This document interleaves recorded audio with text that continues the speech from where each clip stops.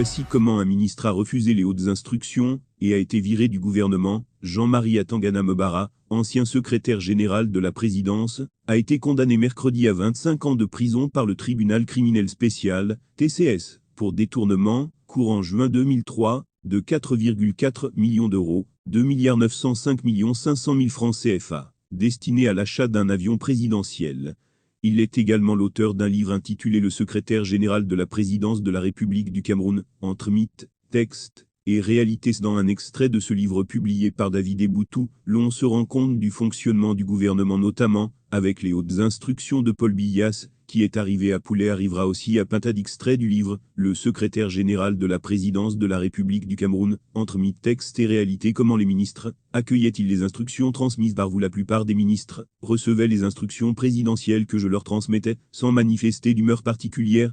La formule était générale: mais le chef de l'État me charge de vous demander de bien vouloir. Je me souviens cependant de quelques cas où les ministres ne se sont pas conformes aux directives présidentielles qui leur étaient ainsi données par le secrétaire général. Il s'agit de 3 chefs de département ministériels qui ont refusé d'exécuter les instructions présidentielles que je leur avais communiquées. Ce n'était pas de la rébellion. D'abord, j'essayais d'insister en soulignant que le chef de l'État tenait à ce que ces directives soient mises en œuvre et que je ne faisais que remplir les obligations de ma charge. Ensuite, je disais à mon interlocuteur que j'attendrais qu'il me réponde officiellement pour rendre compte au chef de l'État. Dans un cas, un ministre m'a répondu qu'il se conformerait aux instructions que lui donnerait son chef hiérarchique, le Premier ministre. Dans un autre cas, le ministre a préféré envoyer au chef de l'État des notes confidentielles pour dénoncer les instructions du secrétaire général, accusant au passage ce dernier d'être de ceux qui empêchent le projet de société du président d'être réaliste. Dans le dernier cas, le ministre a usé de dilatoire, me disant à chaque fois que le dossier était en cours d'étude. Dans ses services, à chaque fois, j'ai dû rendre compte, souvent à la demande du chef de l'État lui-même. Qu'advint-il de ces ministres? L'un a provoqué un remaniement dans les semaines qui suivaient les instructions non exécutées. Les 2 autres ont attendu la formation d'un nouveau gouvernement, quelques mois plus tard,